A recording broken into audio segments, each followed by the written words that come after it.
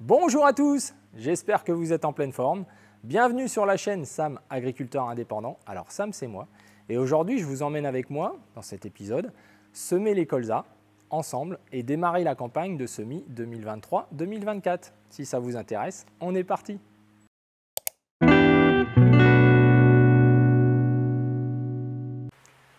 Allez, on est parti pour cette vidéo. Comme annoncé dans la vidéo précédente, on démarre donc les semis de colza 2023-2024 sur le site principal ici, où il y a une trentaine d'hectares de semis à faire en colza. Ensuite, on enchaînera avec une trentaine d'hectares de couverts végétaux ici sur ce site, avant de basculer sur l'autre ferme, où il y a aussi environ 35 hectares de colza et à peu près autant de couverts végétaux. Donc vous voyez, on a un petit peu de boulot, mais on va faire ça tranquillement, en s'adaptant à une météo extrêmement changeante. Vous voyez, là on est le lendemain de la vidéo que vous allez voir. Il pleut gentiment depuis une petite demi-heure. Il a fait très lourd, il a fait assez gris. Ce matin, je n'ai pas pu continuer de faire les 10 hectares. Là, dans cette vidéo, vous allez voir les 20 premiers hectares. Et je prévoyais de terminer les 10 hectares aujourd'hui en me levant tôt ce matin pour faire l'intervention phytosanitaire avant le semis. Mais il y avait du vent à 5 heures et ça ne s'est jamais arrêté jusqu'à maintenant, où il pleut. Alors il pleut avant que ça coule, on a encore du temps, mais on va dire que les météos sont extrêmement changeantes, puisque entre le matin d'hier, vous allez voir dans la vidéo, on ne faisait pas de poussière, on faisait un travail dans le frais avec une ligne de semis bien foncée, et on voit que dans l'après-midi, avec beaucoup de vent, vraiment en permanence, on a fini à 36 degrés à 17 heures, très lourd, et là on a fait de la poussière à la fin, et c'est quelque chose qui ne me plaît pas beaucoup. Alors comme la production Sam Agriculteur Indépendant ne recule devant aucun sacrifice, j'avais même un caméraman présent pour vous faire une petite image extérieure de l'outil en train de travailler, donc ça devrait plaire aux plus passionnés. Alors dans cette vidéo, on va donc parler de l'intervention de désherbage du matin, donc l'association de glyphosate avec un produit racinaire. Je vous expliquerai les raisons de cette intervention. Et ensuite, donc l'après-midi, on parlera des réglages du soir, un petit peu en direct, comment on a réglé par rapport aux conditions qu'on avait.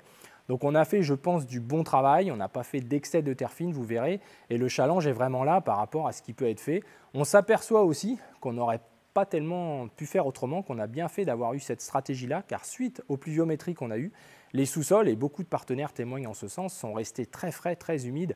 Pour toute personne qui souhaiterait justement réparer maintenant et faire ça en une seule séquence, à la limite de semer tout de suite derrière, eh bien on voit que c'est très compliqué, et je le vois par rapport à tous les laboureurs qui m'entourent, qui font des labours très brillants, des labours presque d'hiver, qui mériteraient de sécher gentiment, mais le problème c'est que ça ne sèche pas gentiment. Avec les météos que nous avons, on a tout de suite des vents trop desséchants, des températures trop fortes, qui créent même des fermentations dans le sol. Il y a des gens qui ont des odeurs, on les voit travailler le labour sans mauvais, etc. Comme ça peut se produire quand on a un sol humide et qu'il fait trop chaud trop vite. On en parlera, c'est encore une histoire de bactéries et d'oxygène. Mais en tout cas, c'est très compliqué. Et je pense que vous partagez ça avec moi. Aujourd'hui, on s'adapte vraiment, on ne peut pas prévoir et on s'aperçoit que c'est bien compliqué. Donc on a bien fait de faire ça, même si pour nous c'est un passage supplémentaire par rapport à ce qu'on fait d'habitude. Habituellement, on fait un déchômage, ce qu'on peut appeler une microfissuration à 8-10 cm. On enchaîne 15-20 jours plus tard avec un travail à 15-20 selon s'il y a besoin de réparer ou pas.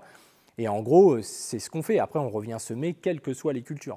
Et bien là, certaines parcelles avec des niveaux d'argile plus élevés, on s'est retrouvé avec des sortes de sols d'hiver un petit peu, qui dans les sols argileux faisaient encore un petit peu trop de mode pour garder suffisamment la fraîcheur. On verra dans la vidéo que j'ai changé la profondeur entre le matin et l'après-midi à cause de l'assèchement du sol. Le sol se regonfle à ce moment-là et on a finalement une profondeur de semis quelque part qui diminue un petit peu, on nettoie moins bien le sillon, alors il faut vraiment aller regarder de temps en temps. Donc j'ai remis un cran de plus pour toujours rester dans le frais et surtout bien nettoyer mon sillon par rapport à la paille qui, je vous le rappelle, va être aussi le frein par rapport aux insectes, etc. Donc l'avantage du monograine, c'est ça. On verra aussi dans cette vidéo pourquoi dans les cailloux, je vais avoir une stratégie différente que de semer au monograine. Ça c'est quelque chose que j'ai appris aussi avec le temps. J'espérais pouvoir toujours semer au monograine et justement avoir des sols prêts et dit qu'il pleut 5-6 mm, garder la fraîcheur et venir semer dans ces sols caillouteux. Mais on se rend compte que c'est très difficile pour des raisons purement pratiques. Donc là, ce matin, je me suis rendu dans l'autre site pour voir aussi l'état des repousses, quelle stratégie j'allais avoir. Donc je vous ai expliqué que j'allais faire un glyphosate là-bas. Et en effet, les repousses sont bien développées. On a 10-15 cm, elles sont bien développées. Il y a quelques kénopodes, quelques petits chardons individuels qui arrivent. Donc là aussi, on se rend compte que glyphosate, et puis on va laisser agir avant de revenir refaire peut-être un traitement avec notre produit de pré-semis, qu'on va parler dans cette vidéo, Ou alors, on fait les deux ensemble, on laisse 2 heures passer et on enchaîne avec un travail du sol pour enterrer ce produit. Et ce travail du sol pourra être fait avec notre outil à dents de semis, je pense, si les conditions restent comme ça, si on n'a pas de gros orages, le sol reste bien soufflé, bien agréable et il devrait être facile à semer. Donc je pense que c'est la stratégie que je vais opter pour éviter justement la perte de temps et trouver aussi des conditions pour traiter. C'est très compliqué, même si ce matin, moi j'avais capitulé voyant le vent à 5h30, mais j'ai vu des pulvées dans la journée, dans la matinée, et pourtant il y avait du vent. Alors je pense que ça vient de moi, j'ai sûrement des critères trop élevés en termes de conditions. Voilà, alors j'espère que cette vidéo vous plaira, et puis on fera une petite conclusion à la fin, comme toujours, puisque les conclusions c'est toujours à la fin. Allez, c'est parti. Alors c'est parti les amis, ce matin, levé de bonne heure pour faire le désherbage de pré-semis pour les colzas.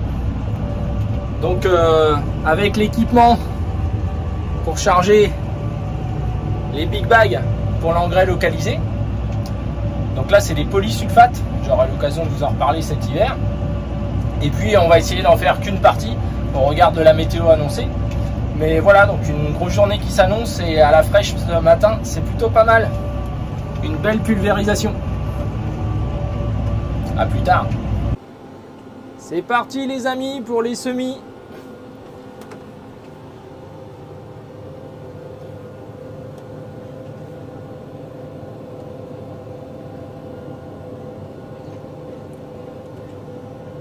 On a bien gardé la fraîcheur dans l'attente des journées bien difficiles qui nous attendent. Donc je m'arrêterai tout à l'heure vous faire un petit point technique sur les semis, ce que je fais, le produit que j'enterre, l'engrais que je localise. Donc voilà, c'est parti pour la journée, en tout cas pour une partie des semis sur ce site. À tout à l'heure.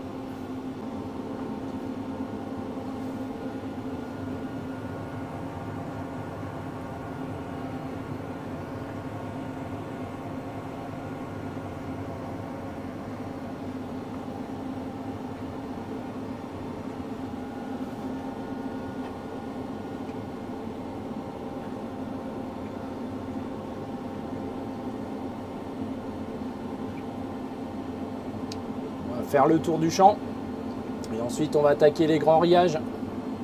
Il y a une vingtaine d'hectares dans ce champ.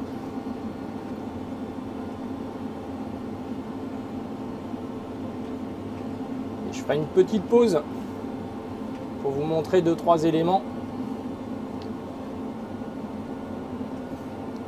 C'est vraiment super parce qu'on conserve la fraîcheur et vu ce qui est annoncé, c'est ce qui a déclenché le fait que je sème maintenant.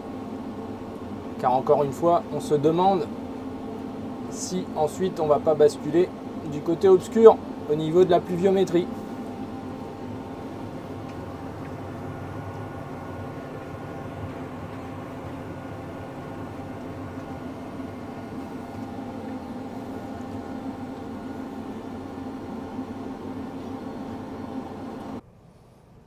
Alors c'est parti pour les semis les amis. Au moins pour les 3/4 de la journée. On va essayer de s'arrêter en pleine canicule. Donc là, ce matin, il fait plutôt bon. Le vent se lève. J'ai pu traiter en super conditions à partir de 6 h ce matin. Donc j'ai associé un tout petit peu de glyphosate, 0,5 litres pour vous dire la dose, pour les repousses de blé qui sont déjà présentes. Deuxième fournée. Et puis, je mets un produit racinaire de pré-semis, puisqu'on va travailler avec des toutes petites doses de produits à la suite du semis, donc au fur et à mesure que ça va lever. On craint un petit peu au niveau de la sécheresse, on peut très bien basculer du côté obscur de l'absence de pluviométrie. Donc là, on fait un travail comme pour les semis de printemps. Dans le frais, on a dégagé la ligne de sillon, on a enlevé la paille. On a les enfouisseurs d'engrais qui servent aussi à enterrer le produit. Donc ça fait plusieurs années que je fais comme ça, que le produit racinaire, au lieu de le faire avec un travail du sol dans des terres où il n'y a pas trop de cailloux, là c'est le cas, il n'y a pas de cailloux quasiment, on arrive à faire un bon travail. Vous voyez que la structure n'est pas trop fine, pas d'intérêt, comme pour les cultures de printemps. La ligne de semis, oui, à côté, peu d'intérêt. éviter peut-être des gros orages, voilà, hein, on ne peut pas résister à tout, mais rassemblement des matières organiques autour pour limiter les impacts aussi pour les insectes. Donc c'est le gros intérêt évidemment du semi-monograine pour le colza dans les terres qu'ils permettent. En terre à cailloux, c'est un petit peu plus difficile parce qu'on fait souffrir un petit peu le matériel. Pour enterrer le produit qu'avec les enfouisseurs et les chasse-débris, c'est un petit peu juste. Donc c'est pour ça que la stratégie sera différente. Et puis là, on a des repousses assez évoluées.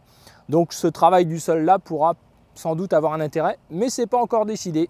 Je ne sais pas encore, ça va dépendre un petit peu des conditions climatiques et comment les choses seront dans 10-15 jours. Donc là, je vais faire justement toutes ces parcelles-là qui sont fraîches, puisque mon inquiétude étant, est-ce qu'il va peut-être pas pleuvoir? Donc là, je sais que je vais bien réussir, faire du bon travail. Donc j'enterre les graines relativement profondément.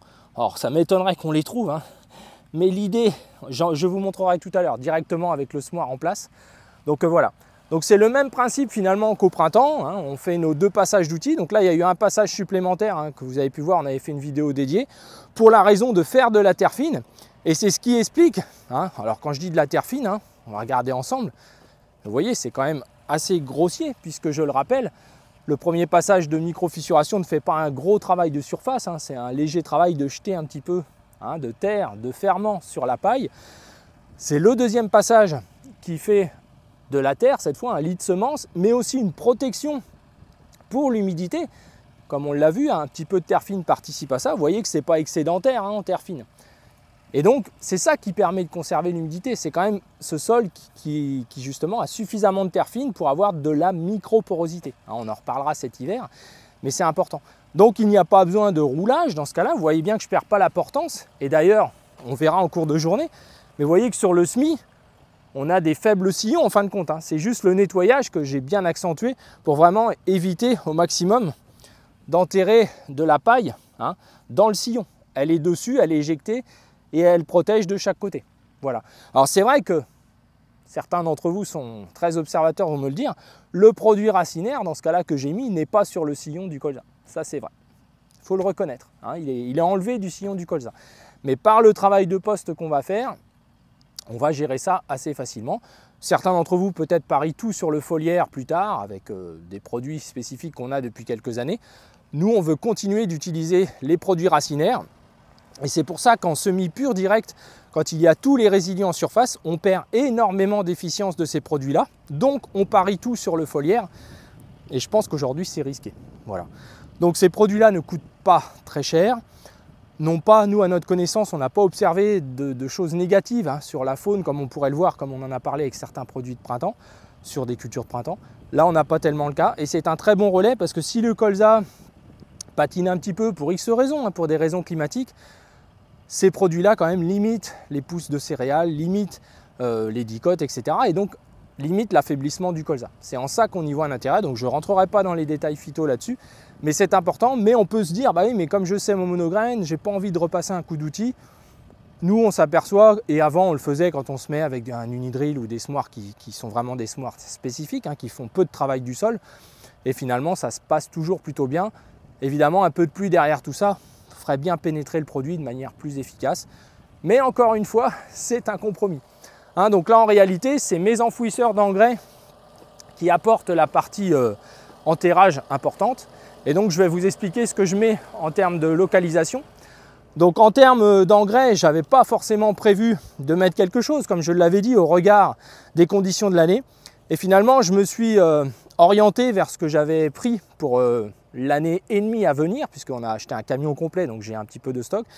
Je mets là 70 kg de polysulfate. Alors, le polysulfate, c'est un produit naturel qui contient... Là, il y a un petit bulk, hein, il y a un petit peu d'azote ammoniacal avec, il y a 9% d'azote ammoniacal, il y a 27% de phosphore, donc naturel, il y a de la potasse, du soufre et du calcaire. Donc c'est un produit assez complet qui est dans le tarif des DAP, mais c'est un produit naturel, à part la partie ammoniacale de l'azote, mais ça on ne peut pas y échapper. Mais pour tout le reste, c'est vraiment un produit d'origine minérale, hein, qui est extrait et qu'on n'avait pas en France. Ça fait quoi, 5-7 ans qu'on peut s'approvisionner avec ce type de produit. Donc j'ai payé ça 51 € de mémoire la tonne, les 100 kg, pardon. Et donc j'en mets 70 kg que je répartis dans ma trémie où je mets 35 kg de chaque côté pour bien avoir de l'autonomie. Donc là, je pars pour 14-15 hectares tranquille. Je mets 1,5 kg aussi d'anti-limaces. Alors vous allez me dire, ah mais t'es gentil, mais tu dis que t'en vois pas. C'est vrai, je reconnais. Je reconnais, mais je sais que si j'ai des terricoles, et je pense que vous êtes d'accord avec moi, je préfère localiser un petit kilo et demi que de m'amuser à balancer 4, 5, 6, 7, 8 kilos où je n'arriverai même pas à lutter contre les limaces avec ces quantités-là, ça c'est clair. Et en plus, avec 1,5 kg, je fais chasse gardée pour ma graine. Si certains me parlent des vers des terres, etc., on en a déjà parlé, c'est du métaldéhyde, hein, ce n'est pas les mesurols par le passé. Donc c'est vraiment une localisation à côté de la graine. Et là, je suis désolé, c'est chasse gardée. Il n'y a personne qui doit s'approcher de notre graine de colza qui elle-même est déjà entourée d'un peu de métaldéhyde, donc qui en plus est appétante pour les limaces. C'est un peu le comble de l'histoire. Mais bon, voilà. Donc, écoutez, je vous referai une petite vidéo en cours de journée. Hein, je vais m'activer pendant qu'il ne fait pas trop chaud et que je ne fais pas beaucoup de poussière à part le déplacement. Mais ça ne va pas durer, hein, faut être clair. Donc voilà, donc un petit peu l'idée de ce que ça va faire. On se rapproche d'un semis de printemps et c'est du bonheur puisque là, les graines sont globalement des petites graines. Donc la variété, oui, c'est ozone. Hein, et je sème à 400 000 pieds hectares. Alors, on serait plus proche des 300 000, 350 000. Mais par expérience, qui est le filtre de la connaissance, je pense que de mettre un petit peu plus pour espérer qu'il me reste ça, ce sera peut-être pas mal, vu les tailles de graines qui sont comme du tabac à priser.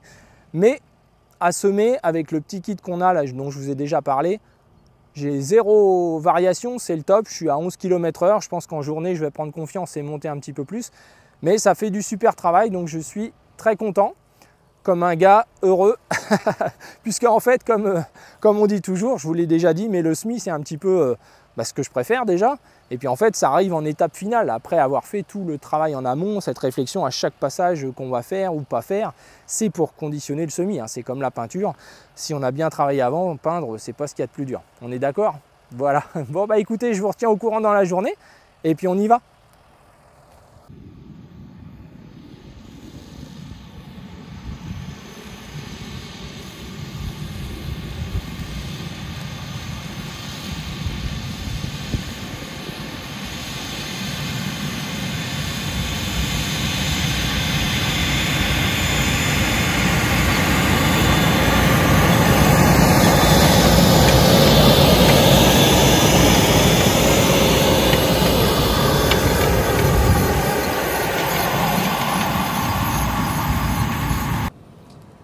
Alors je vous montre un petit peu les réglages, donc déjà vous rappelez, hein, je vous mettrai la vidéo en lien sur les spécifications de ce semoir, hein, pour ceux que ça intéresse bien sûr. Donc nous on est en 60 d'écartement, c'est volontaire puisqu'en fait, comme je l'avais expliqué, on n'a pas de betterave et faire les colzas, les tournesols et les maïs à 60, ça nous semble un bon compromis pour le prix de l'outil déjà, pour le poids, pour l'accessibilité entre les rangs, parce que mine de rien, il faut y passer régulièrement pour changer les disques, faire les modifs que j'ai fait hier là, pour le transformer en semis de colza, hein. Il y a toujours un petit peu d'intervention. Et puis quelque chose d'important, c'est l'éjection de la terre. Donc là, je travaille à 11, 11,5. Hein. L'éjection des résidus de la terre, etc. À 50, on observerait vraiment que ça éjecte sur l'élément d'à côté. En tout cas, j'en suis à peu près sûr quand je vois déjà ce que ça fait à 60. Voilà. Donc je pense personnellement que si on n'a pas de betterave, je pense que c'est une bonne largeur. On a un cueilleur qui est moins lourd, on a un semoir moins lourd, moins cher, l'ensemble des deux. Donc voilà, hein, c'est juste pour ceux qui se poseraient la question pour investir dans ce type de semoir. Alors vous voyez, dans certains endroits où il y a beaucoup de résidus, c'est vraiment ça le gros intérêt, hein, c'est ce nettoyage-là. Alors autre aussi réflexion, là je peux le faire en roue normale. Pourquoi? Parce que je suis dans des limons, hein. Là j'ai quasiment pas de cailloux, voilà, il y a un caillou qui se bat en duel de temps en temps, mais par rapport aux autres parcelles sur l'autre site, où là c'est vraiment les 30 hectares là-bas, ceux qu'on va faire en tout cas en colza, c'est vraiment les plus pierreux. Et là en fait, une fois que j'ai roulé, même si là je mets 0,9 bar dans les roues, etc., sur le caillou, en conditions d'été comme ça, mais c'est valable même au printemps, je l'ai vu par expérience, le chasse-débris a du mal à éjecter les cailloux. Même là, je mets un petit cran de plus dans les roues, hein, par sécurité pour la profondeur, vous allez voir. Et c'est vrai que là, c'est pas possible. Il faudrait que je mette les roues étroites pour pouvoir semer. J'ai 2 tracteurs, je vous le rappelle. Enfin bon, c'est ingérable. Je l'ai fait par le passé, mais En vieillissant, j'aspire un petit peu plus de, de confort. Donc justement, dans ces sols caillouteux, on va semer de manière différente. Alors, c'est un semoir qui a pas mal de pression, hein, donc on va regarder ici. Alors on arrive presque, vous voyez la profondeur de semis, en gros c'est ça. Hein.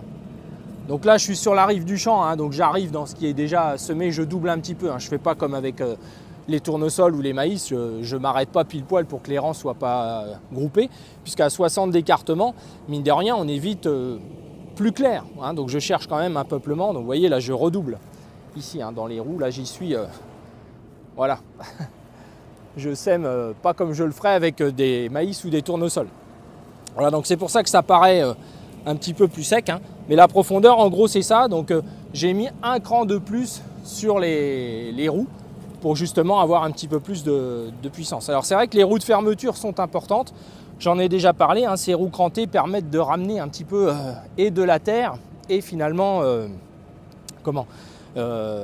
d'améliorer la pression et la fermeture du sillon, bien entendu, puisque c'est des semoirs qui ouvrent assez large. Donc un internaute m'avait parlé de modifications possibles. J'avoue que je ne m'y suis pas encore collé, mais ça peut être quelque chose selon les types de terre qui peut être intéressant. Voilà les amis, bah écoute, je vais continuer hein, parce qu'il faut, et je vous dis à plus tard.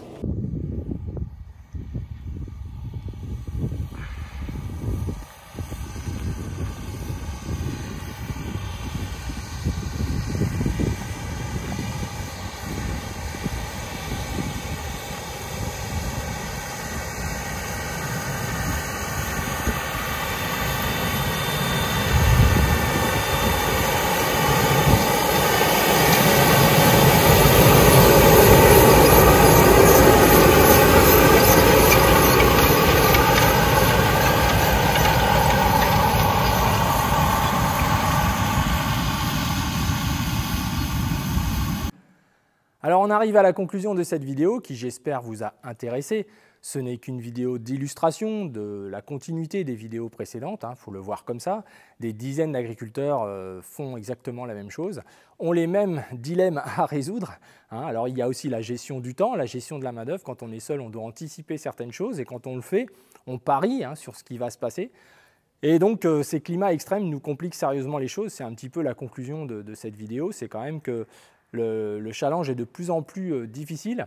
Donc on va voir par exemple sur l'autre site que les atouts d'avoir la protection par les plantes quasiment 10-15 jours après la moisson, c'est ce qui s'est passé, d'avoir une vraie protection dans la notion d'agriculture de conservation, d'avoir tout de suite des plantes qui prennent le relais, etc. Ça se passe magnifiquement bien, elles sont même presque trop belles parce qu'elles ont pris de la pluie, elles ont poussé comme une culture au final, les pailles ont déjà fortement évolué, mais cela peut avoir de l'incidence sur la culture que je vais semer, c'est-à-dire sur mon colza, en ayant un prélèvement nutritif un petit peu trop important, un éventuel assèchement, si la météo venait encore à accentuer le phénomène de vent, de température élevée et d'assèchement, ça contribue à la minéralisation forte, donc ça fait tout pousser. Alors voilà, donc c'est toujours ce juste milieu-là, il y a ce qu'on aimerait faire, il y a ce que l'on peut faire, et puis il y a ce que l'on fait, et ensuite ce que l'on va faire aussi en fonction de la météo. Donc vous voyez, ça fait beaucoup de choses. Donc l'idée c'est d'illustrer ça sans phare, sans vous montrer que les choses positives, vous montrer la réalité au quotidien, la partager avec vous. Donc vos commentaires font du bien aussi, d'échanger ensemble de ces dilemmes que l'on a, de savoir ce que l'on devrait faire, mais aussi ce que l'on peut faire à tel moment. Donc voilà, donc là j'espère que ces 20 hectares-là vont bien se passer. Là demain, là il n'y a même plus de vent, ça se trouve je vais même y aller là, faire mon traitement et commencer à semer mes 10 hectares pour enchaîner, donc terminer ça, pour basculer justement, changement d'outil derrière, et basculer sur la suite, sur l'autre site, les semis découverts ici, et puis de l'autre côté. Alors sous réserve que la météo ne soit pas excessivement séchante avec beaucoup de vent et tout, car je ne me vois pas aller semer mes couverts dans des nuages de poussière simplement pour avoir terminé, quoi. Donc on essaiera d'être patient. Et ça, c'est jamais ce que je préfère. Voilà. Autant l'excès d'eau me gêne moins que quand on est dans le cagnard, là, les températures qui ne correspondent pas à la vie, qui sont plutôt des températures très négatives. Voilà, alors il y avait une question et j'y reviendrai dans la prochaine vidéo, notamment sur 2 questions, 2 réponses. Ce sera la prochaine vidéo, cette rubrique-là numéro 2, puisque vous l'avez plébiscité. Donc on parlera certainement de l'acidité de surface et on parlera, je pense, ou du roulage ou du compostage. Ça va dépendre un petit peu de mon humeur. Mais il y a eu aussi pas mal de questions sur l'effet des UV sur les sols. Donc on essaiera d'en parler ensemble. Car en réalité, je pense que derrière la théorie, il faut aussi lui remettre un petit peu de pratique. Et c'est vrai que les UV en ce moment, on a ce qu'il faut. Alors voilà les amis, pensez à liker cette vidéo, pensez à la partager bien sûr si elle vous a intéressé, hein, sinon il ne faut surtout pas la partager, voire même ne pas la regarder en entier, surtout pas, il ne faut pas s'infliger ça. Et puis je vous dis à très bientôt et pensez à vous abonner, c'est toujours ce qui nous fait le plus plaisir. À bientôt!